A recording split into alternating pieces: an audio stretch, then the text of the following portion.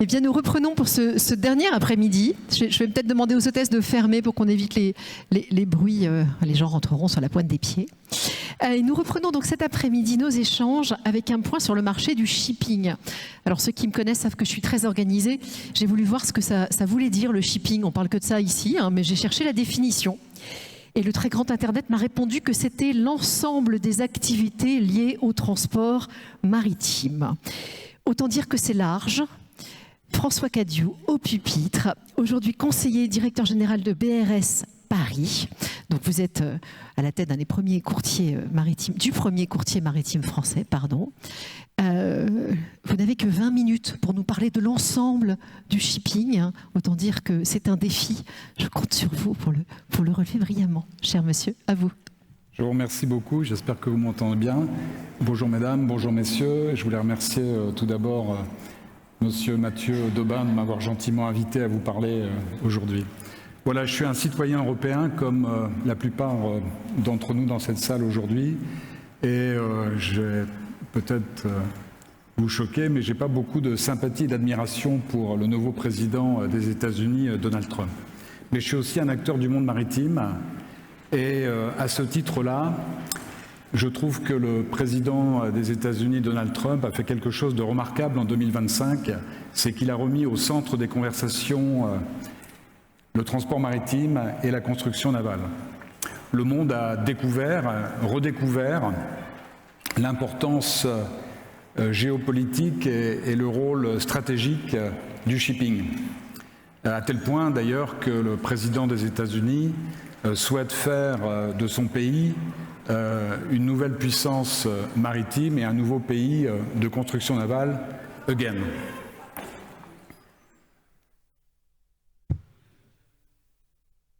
Alors, c'est pas facile de devenir ou de redevenir un pays de construction navale.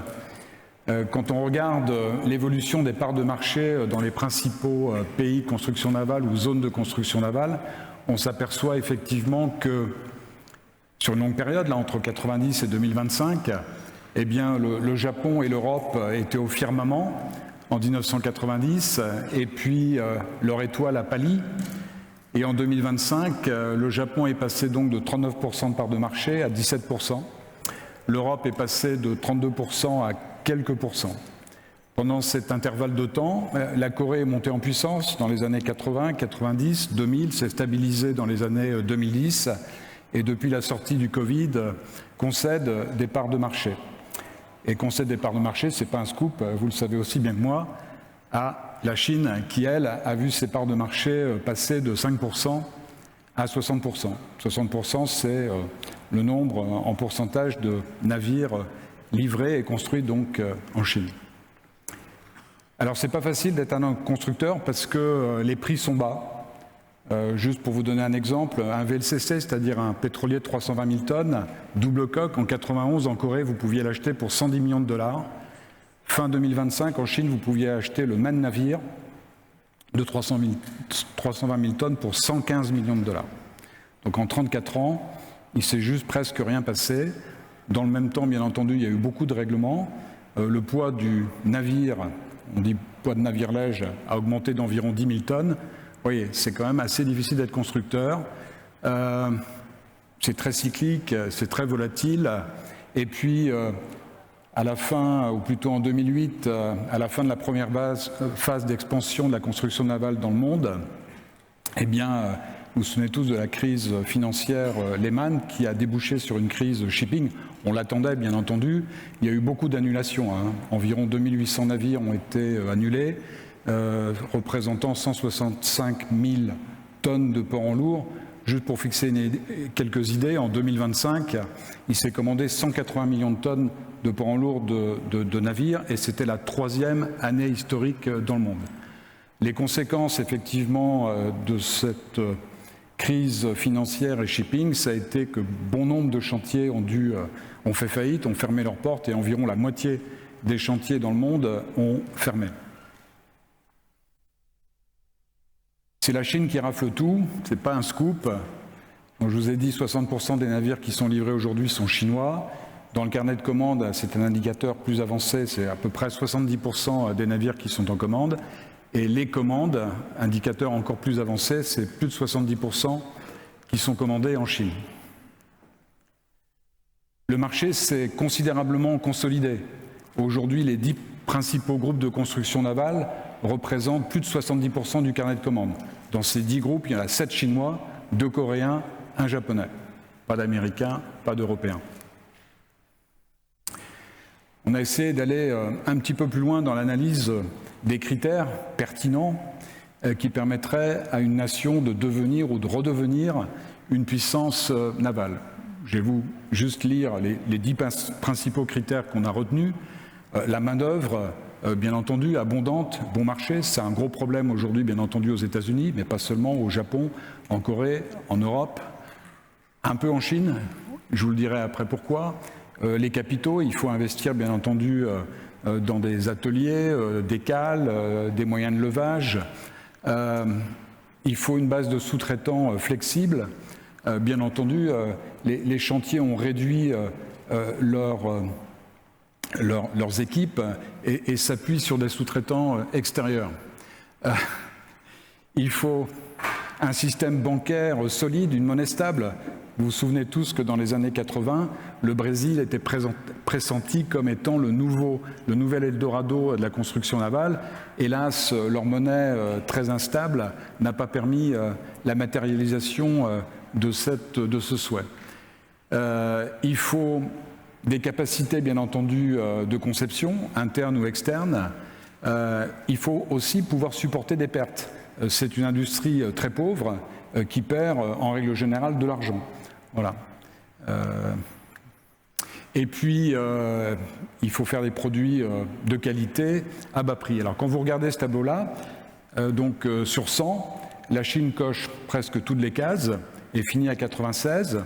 Le Japon, qui est la deuxième puissance de construction navale aujourd'hui dans le monde, est à 80. La Corée à 90, un peu mieux, et c'est la troisième puissance. Vous pourrez me demander pourquoi. Je pense qu'il y a un mythe de la qualité japonaise aujourd'hui qui est en train de se fissurer. Ça ferait l'objet d'une autre conférence, certainement. L'Europe s'en tire assez bien, finalement, avec 76. Et puis, vous voyez, on n'a pas fait exprès, mais finalement, le Vietnam et les États-Unis sont à peu près au même niveau, avec 46 points sur 100, c'est-à-dire la moitié du score. C'est difficile. Le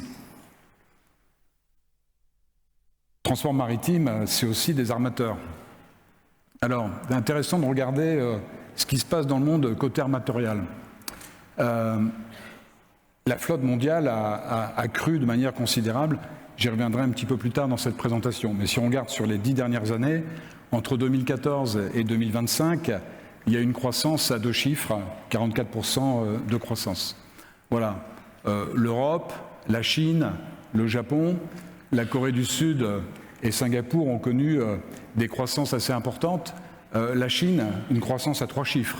L'Europe et l'Europe, une croissance à 2 chiffres. Et Singapour, qui est dans la zone d'influence chinoise, comme vous le savez aussi bien que moi, une croissance à 2 chiffres assez importante. Quand on regarde les parts de marché, alors on a effectivement une autre vision. On s'aperçoit que l'Europe a hélas perdu des parts de marché, le Japon a perdu des parts de marché, la Corée du Sud a perdu des parts de marché, les États-Unis, on l'a vu, avaient perdu aussi des parts de marché, et Singapour et la Chine, bien entendu, progressent. Un petit focus sur l'Europe, parce que l'Europe, effectivement, c'est une zone extrêmement importante. On l'a vu qu'en valeur absolue, les armements européens avaient vu leur flotte grandir, en part de marché un peu moins. Donc, quels ont été les principaux pays contributeurs? Bien entendu, la Grèce, on est tous d'accord, la zone scandinave avec la Norvège et le Danemark, la France, merci Monsieur Rodolphe Saadé, d'avoir permis à la France d'avoir une croissance de 116%. Voilà, on le souligne jamais assez, mais on n'est pas si mauvais que ça. Et puis, bizarrement, l'Allemagne et l'Italie ont vu leur flotte se rétrécir. Alors, vous vous souvenez tous que dans les années 2009-2010, il y avait un système défiscalisé allemand qui était extraordinaire, qu'on appelait KG, et il y a eu beaucoup de faillites, et beaucoup d'armements allemands ont disparu. En Italie, c'est un peu différent. C'était un armement national basé sur beaucoup de sociétés familiales et c'est très difficile d'être armateur. bien entendu, et beaucoup n'ont pas résisté à la crise. Aujourd'hui en Italie, c'est Grimaldi, D'Amico, Monsieur Aponte, MSC, je ne sais jamais s'il est italien ou suisse, mais il a des intérêts économiques extrêmement importants en Italie. Voilà, quand on regarde donc en part de marché, l'Europe, je l'ai dit il y a quelques instants, a vu sa part de marché diminuer de 39,6 à 34,1%. La Grèce et la France tirent leur épingle du jeu et toutes les autres nations en fait voient leur part de marché diminuer, hélas. Mais quand même, l'Europe c'est dans le vrac le plus grand armateur au monde. Oldendorf en Allemagne, mais pas seulement. Ultrabulk c'est danois, Starbulk Carrier c'est grec, Western Bulk c'est norvégien, CMB.TEX c'est belge. Voilà, dans le tanker, on a bien entendu Trafigura, un grand trader installé en Suisse, comme vous le savez, et puis bien entendu Shell, Vitol, Scorpio Tanker, Mercuria, Fredrickson, donc de grands armements européens dont on peut être fier. Et puis dans le porte-conteneurs, bien entendu, les trois plus grands armements sont européens, MSC, Maersk, CMA, CGM, COSCO, le chinois est en 4e position, et très vite, on a un 5e avec Hapag-Lloyd. Alors qu'est-ce qu'on peut dire en résumé sur les grandes zones économiques? Aux États-Unis, il n'y a pas d'armateurs, en dehors de quelques armateurs dans la croisière, Carnival Cruise Line, RCCL, que vous connaissez bien, il n'y a quasiment pas de construction navale. En Europe, on a les plus grands armements dans le vrac, le pétrole et le porte-conteneurs, et aussi, je ne l'ai pas précisé, mais les navires spécialisés comme les chimiquiers. Stolt-Nielsen, c'est le premier transporteur de produits chimiques au monde sur des chimiquiers inox. Vous avez sur les PCTC, qui sont des navires qui transportent des voitures et des camions en Norvège, Lefeugue, Wilhelmsen. Voilà. Et il y a encore une construction navale de qualité, puisque sur tous les navires spécialisés et sur les grands paquebots, le monde s'approvisionne en Europe.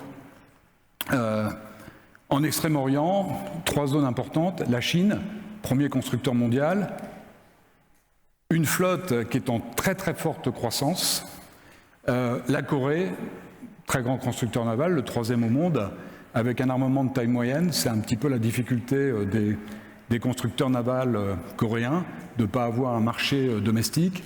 Et au Japon, un très grand constructeur naval, toujours 2e au monde, et un grand pays de tradition armatoriale. J'ai juste parlé un petit peu de l'évolution de la flotte mondiale. Entre 2000 et 2025, et on peut dire 2026 aussi, la flotte mondiale a cru de manière considérable. En nombre de bateaux, ça a été multiplié par 2. En tonnage, ça a été multiplié par 3. Donc cette augmentation, effectivement, est le reflet simplement de l'augmentation des échanges dans le monde, de la globalisation. On est passé en 2000 de 6,5 milliards de tonnes de cargaison à 13 milliards de tonnes. Peut-être que ça ne parle pas beaucoup, mais en 2000, la Chine importait 50 millions de tonnes de minerais de fer. En ce moment, elle importe 1200 millions de minerais de fer. Pas du tout la même échelle.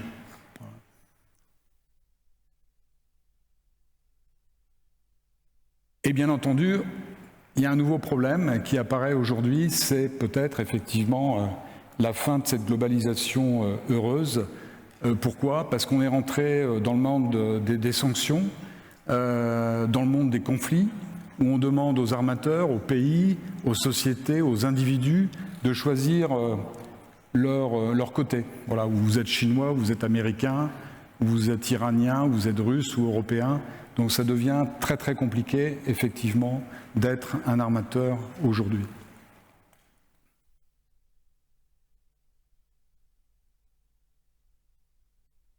Alors quelle est la position de la Chine? Excusez-moi, je regarde vite fait. Alors la Chine appuie sur l'accélérateur. Voilà, ils ont décidé de se lancer dans une nouvelle expansion. Il y a eu la première expansion en 2003-2008. Il n'y avait pas que la Chine. La Chine, bien entendu, était là. Il y avait aussi la Corée.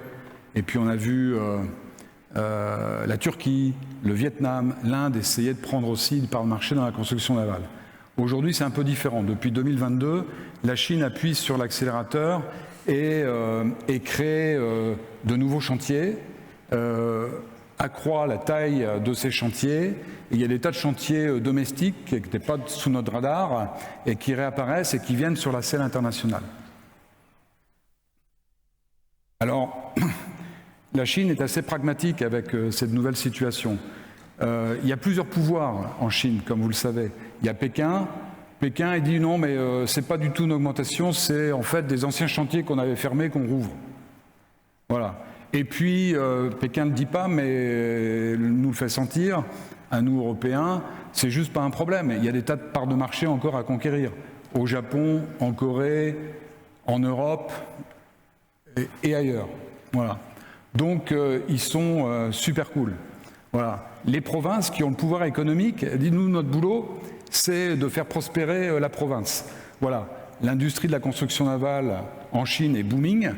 Juste pour vous faire plaisir, en 2025, la moyenne des augmentations salariales dans l'industrie de la construction navale en Chine, ça a été de 30%. Voilà. Des gens qui ne frappaient plus aux portes des chantiers navals, qui avaient des PhD et tout, etc., recommencent à frapper à la porte des chantiers navals. Donc c'est une des, pas des seules industries, mais presque, en Chine, qui effectivement a le vent en poupe. Et puis après, il y a le point de vue des constructeurs. Eux, ils se disent, on a un carnet de commandes qui va jusqu'en 2030, là on est en 2026, quasiment. En Chine, c'est très difficile, dans le monde entier d'ailleurs, de toute façon, de trouver des slots, des cales avant la fin 2029 ou début 2030.